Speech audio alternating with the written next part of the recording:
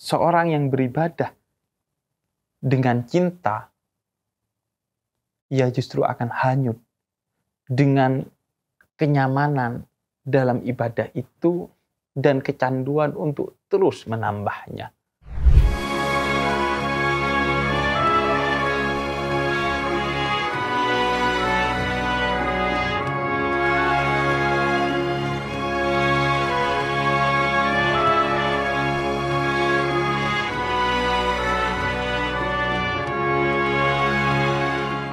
Ya Allah, aku lapar dan haus. Sebagian kita berkata begitu, entah melalui lisan atau sekedar di pikiran maupun hati ketika sedang berpuasa seperti saat ini.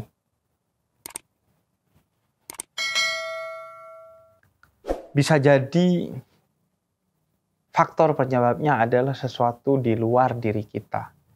Ketika melihat makanan yang lezat di mata kita atau minuman yang begitu enak di mata kita. Atau bisa jadi lantaran sesuatu di dalam diri kita karena tiba-tiba begitu haus di siang hari atau begitu lapar di sore hari. Ketika puasa kita masih diselingi dengan perasaan beban hingga keluhan tentang lapar dan haus, betapapun itu manusiawi, namun berarti itu menunjukkan bahwa kita masih harus terus meningkatkan kualitas puasa kita sebagai seorang muslim. Itu manusiawi memang, dan karena itu kita ingin beranjak. Bukan hanya menjadi sekedar manusia yang manusiawi, tapi manusia yang di dalamnya terkandung nilai-nilai spiritualitas yang melampaui nilai-nilai kemanusiaan atau kemanusiawian.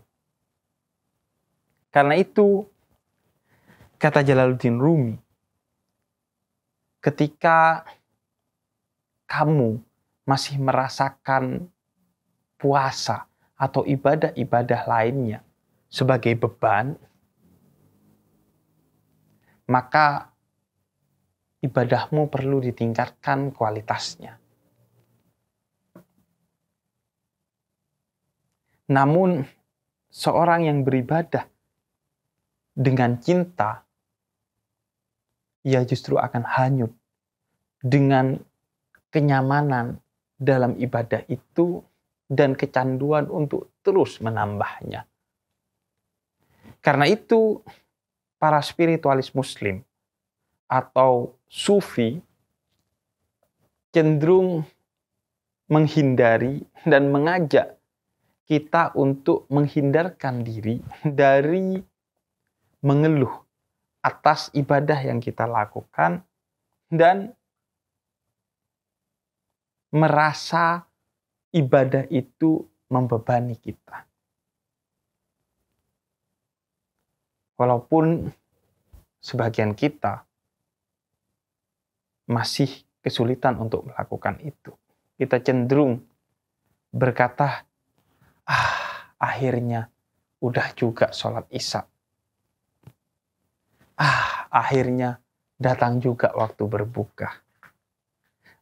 Akhirnya selesai juga dari ibadah. Padahal seharusnya kita begitu menikmati ibadah itu sendiri.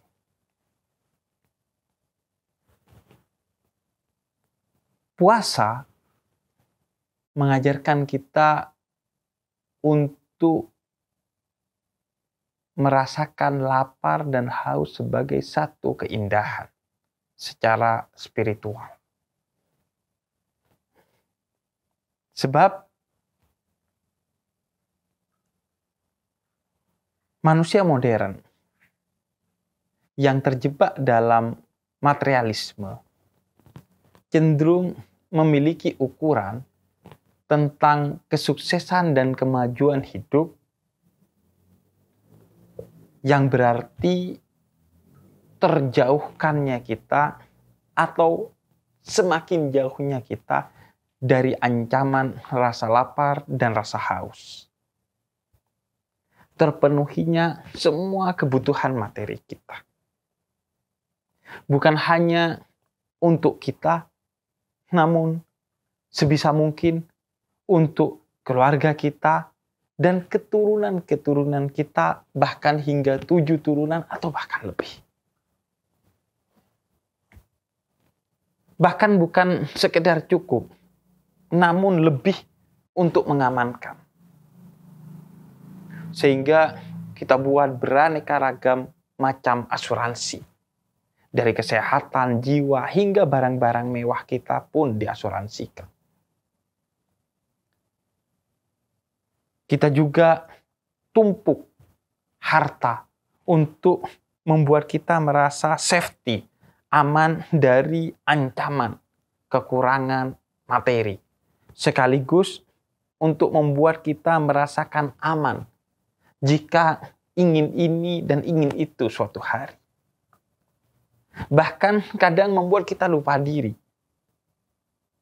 Sudah kaya, masih mencari lagi kekayaan, bahkan dengan cara-cara yang tidak diperkenankan oleh agama, yang mungkin jika sekejap saja kita shutdown hidup kita, 1 detik saja, dan kemudian kita pikirkan secara tulus dengan hati kita, apakah memang beginilah konsep hidup kita seharusnya?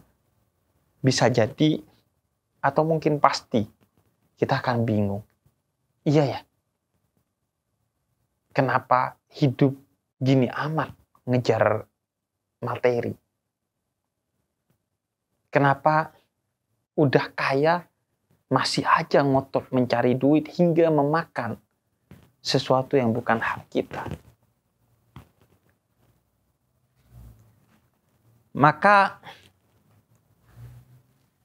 materi itu menjadi tujuan. Dan sedikit atau tidak adanya materi menjadi ancaman. Lapar dan haus menjadi negatif. Oleh karena itu, Islam melalui puasa ingin membuat kita bisa bijak dan adil melihat realitas ini. Bukan berarti kita sedang dididik dengan puasa untuk kemudian anti kepada materi dan berfokus hanya kepada hal-hal yang sifatnya imateri, anti kepada dunia dan berfokus hanya kepada hal-hal yang sifatnya akhirat, melainkan mengerti posisi dunia dan akhirat, bahwa dunia adalah jembatan menuju akhirat, bahwa dunia adalah bagian dari akhirat, bahwa dunia bukan yang utama dan pertama, melainkan yang kedua dan yang sifatnya sekunder. Yang pertama dan utama adalah akhirat. Karena itu ada konsep dalam tradisi sufisme yang disebut dengan zuhud. Bukan anti dunia, tapi meletakkan dunia secara adil atau proporsional pada tempatnya, yaitu sebagai sesuatu yang dinikmati secukupnya dan selebihnya untuk kemudian memastikan kehidupan akhirat kita menjadi baik-baik saja. Dunia bukan tempat tinggal, melainkan tempat kita meninggal. Akhiratlah kampung halaman sejati kita. Karena itu, puasa mengajarkan kita memiliki tolok ukur sendiri yang berbeda dengan kalangan-kalangan materialis tentang bagaimana seharusnya kita melihat dan memposisikan serta memperlakukan materi. Bukan untuk dikejar sepuas-puasnya hingga menghalalkan segala cara. Melainkan dikejar secukupnya dengan cara-cara yang manusiawi sesuai dengan tuntunan agama. Karenanya, rasa lapar dan rasa haus itu penting bagi kita. Untuk kemudian membuat kita mengerti bahwa lapar bukan negatif. Haus tidak buruk. Lapar dan haus, dia positif dalam posisinya tersendiri. Kenyang dan hilangnya dahaga, dia juga baik dalam posisinya tersendiri. Keduanya sama-sama memiliki nilai positif dan sama-sama memiliki tantangan dan jebakan yang buruk. Tinggal bagaimana kita memposisikan, memperlakukan, dan menjalaninya.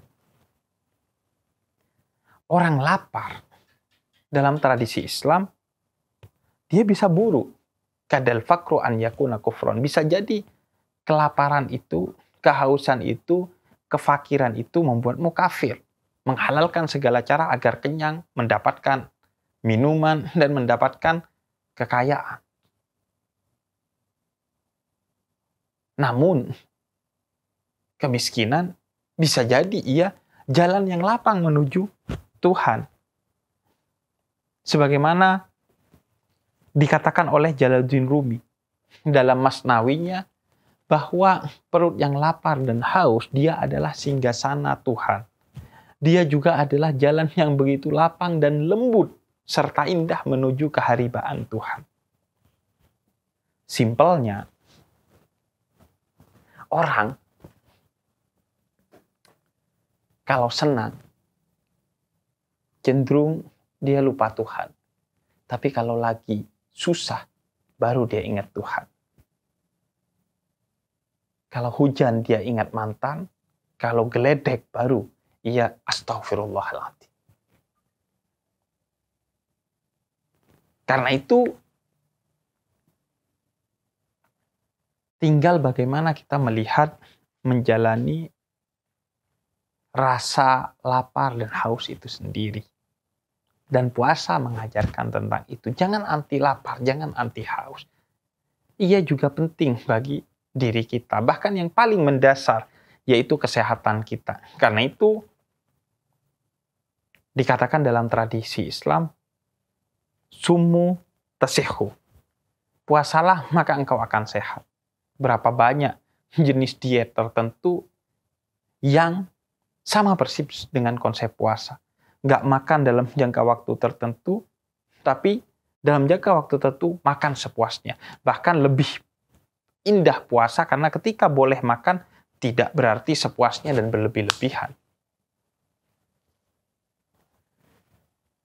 Rasa lapar dan haus atau sesuatu yang sifatnya materi, menurut para sufi, ia seperti batu yang menjadi beban bagi balon yang bernama pikiran dan spiritualitas. Ibarat kata pikiran dan hati seperti balon terbang, dan perut serta juga kelamin, kata Nabi Muhammad, itu seperti batu. Jika kamu ingin pikiran dan hatimu terbang, maka minimalisir, perkecil beban perut dan kelaminmu. Karena ia yang akan membuat kamu terus menjadi manusia duniawi. Karena itu, puasa mendidik kita. Jangan engkau mau dikendalikan oleh perutmu, kelaminmu, dan segala sesuatu yang sifatnya materi dan biologis. Jangan sampai pikiran dan hatimu dikendalikan oleh perutmu dan segala sesuatu yang sifatnya materi dan biologis. Berapa banyak orang yang kalau lapar atau haus, dia gampang marah. Kalau lapar dan haus, dia langsung melakukan hal-hal yang ngawur atau haram demi mendapatkan makanan dan minuman. Tidak, kata puasa. Kendalikan dirimu meskipun kamu lapar dan haus. Kita diajarkan dalam puasa ini meskipun lapar dan haus, jangan marah. Katakan pada dirimu, kata Nabi, ketika kamu hendak ingin marah saat lapar dan haus ketika berpuasa, inni shaim, aku berpuasa. Sehingga aku tidak boleh marah. Dan aku tidak pantas marah. Justru puasa adalah pengendalian diri. Termasuk juga kata Nabi, ketika kamu ingin menikah, tapi tidak mampu menikah, maka berpuasalah. Karena puasa itu akan mengendalikan nafsu biologismu sebagai manusia. Karena itu,